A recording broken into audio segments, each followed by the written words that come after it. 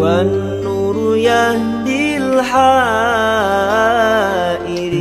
ضياؤه. Assalamualaikum warahmatullahi wabarakatuh.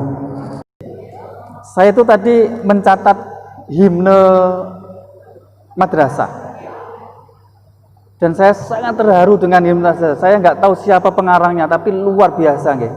Terasa mboten, nggih? Saya coba membacakan kemudian menafsiri, nggih. Dengan ungkapan syukur padamu, ungkapan syukur. Ini luar biasa. Jelaskan gak ini ya? Intinya begini, syukur itu intinya begini. Melakukan sesuatu sesuai dengan keinginan orang yang memberikan nikmat. Itu namanya syukur. Ini artinya apa Bapak Ibu sekalian? Ketika Bapak Ibu mengemban tugas sehari-hari, mengajar, itu kok nyimpang dari aturan atau nyimpang dari yang diinginkan Allah, itu berarti kufur nikmat namanya. Jadi definisi syukur itu, syukur adalah menggunakan kenikmatan sesuai dengan keinginan zat yang memberikan kenikmatan itu. Kenapa bersyukur? Atas segala karuniamu ya Allah. Artinya apa? Bapak Ibu ditakdirkan sebagai guru, ini bukan kebetulan. Halo? Ini dipilihkan oleh Allah yang terbaik.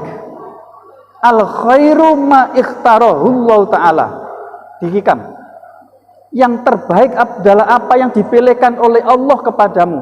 Nah sekarang kebetulan Bapak Ibu dipilihkan oleh Allah menjadi guru madrasah negeri 1. Ini harus disyukuri. Itu harus disyukuri. Itu yang pertama. Yang kedua, harus disyukuri Bapak Ibu kok dilalah ditakdirkan menjadi guru gitu loh. Nggak dijadikan tukang parkir, nggak dijadikan tukang dos, nggak dijadikan tukang apa lagi nggih? Tukang cukur, nggak dijadikan tukang ojek. Kok dilalah dijadikan sebagai guru. Ini harus disyukuri. Atas karuniamu ya Allah. Apapun yang Bapak Ibu nikmati sekarang ini, itu bukan upaya panjenengan, tapi atas karunia Allah. Karena itulah tadi di akhir billahi taufik wal ismah. Ya betul, di akhir billahi taufik wal ismah. Semuanya ini terjadi semata karena taufik dari Allah. Nah, ini madrasah saya. Nanti di akhir mohon Pak ya. Tak lanjutkan lagi biar saya yang tidak diduakan. Kau embankan amanat pendidikan. Coba ini. Kau embankan amanat pendidikan, itu amanat, jelas. Artinya kalau tidak jenengan tunaikan amanat itu ketika proses pembelajaran, berarti khianat. Halo? Kompeten-kompeten ini. Ya memang begitu, khianat kepada Allah, khianat kepada yang memberikan SK negara, kalau PNS, kalau non PNS khianat kepada kepala yang memberikan SK. Amanat apa? Dalam melanjutkan perjuangan. Halo? Perjuangan itu begini, halo? Perjuangan itu ciri khasnya pengabdian. Pengabdian ciri khasnya itu pengorbanan. Artinya, kalau Bapak Ibu sebagai guru, mengaku sebagai guru, mengaku sebagai pejuang, tapi tidak mau berkorban, itu namanya bukan pejuang, tapi maklar. Halo? Laras boten? Namanya ini tadi, melanjutkan perjuangan. Perjuangan butuh pengorbanan. Orang berjuang tidak mau berkorban, namanya maklar. Jadi Bapak Ibu ini perjuang, dan syarat perjuang adalah pengabdian. Jadi Bapak Ibu mengajar ini pengabdian kepada Allah dan pengabdian kepada bangsa. Wes cukup.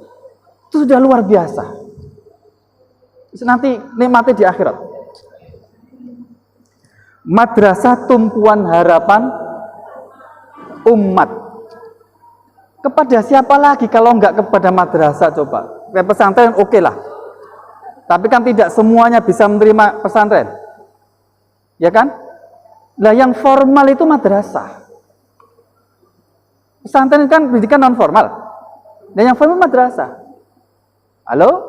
Jadi madrasah itu tumpuan umat. Mau diserahkan kepada umat, diserahkan kepada sekolah? Mau? Halo?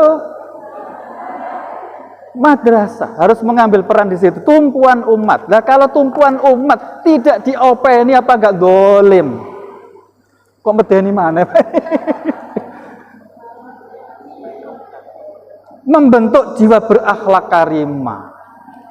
Inti dari amanat itu adalah akhlak ini, bukan nilai-nilai tadi itu. Akhlak. Wes talah, biarkan anak itu nilainya rendah nggak apa-apa, tapi yang penting berakhlak, punya kecerdasan, sekalipun nilainya rendah. Loh, kok bisa nggak cerdas nilai rendah piye? Ya tadi itu berarti prosesnya baik. Menjawab arus tantangan zaman. Anak-anak kita akan hidup di tahun 2020, 2035, 2045, apa yang disebut dengan bonus demografi, tantangannya sangat berbeda dengan yang kita alami.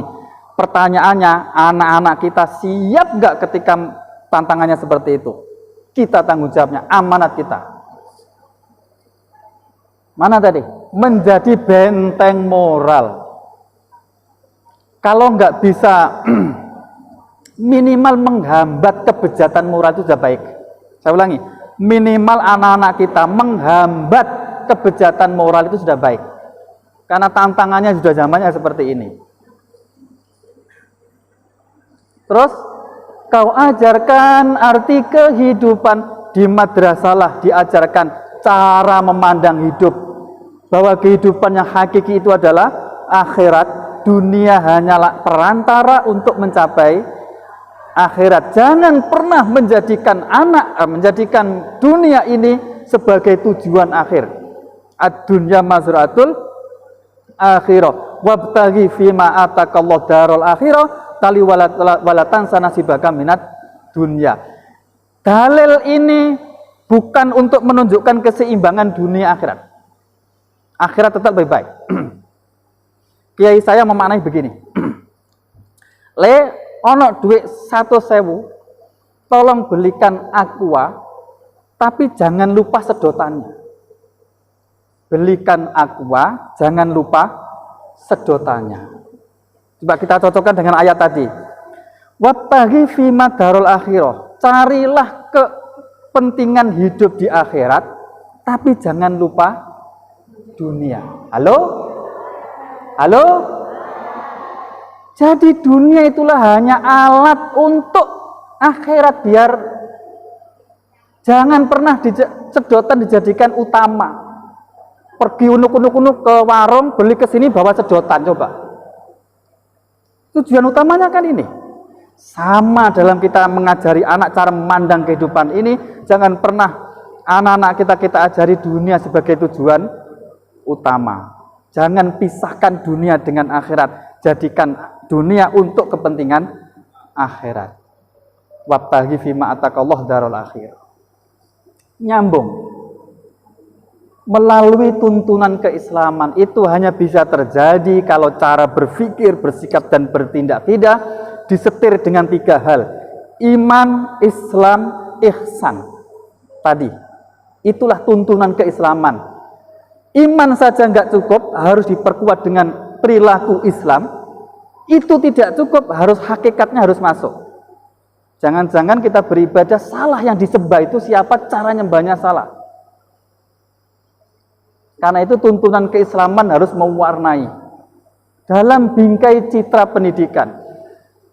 Nilai-nilai Islam diterapkan dalam dunia pendidikan tentu berbeda dengan nilai-nilai Islam ketika diterapkan dalam konteks amar ma'ruf nahi mungkar. Dalam konteks kehidupan, pendidikan punya khas sendiri, bingkainya pendidikan.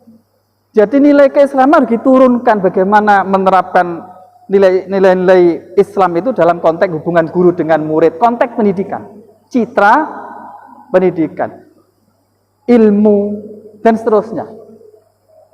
Untuk menggapai cita-cita mulia. Cita-cita mulia itu tentu apa? Fid dunya hasanah, fil akhirah hasanah. Kalau toh milih pahit-pahitnya, akhirat saja yang penting. Andai kan tidak bisa karo-karone. Dalam bingkai citra pendidikan menggapai cita mulia. Cita mulia itu enggak ada lain akhirat sing bahagia. Menggunakan perantara dunia yang bahagia. Itulah dunia bahagia, akhirat bahagia.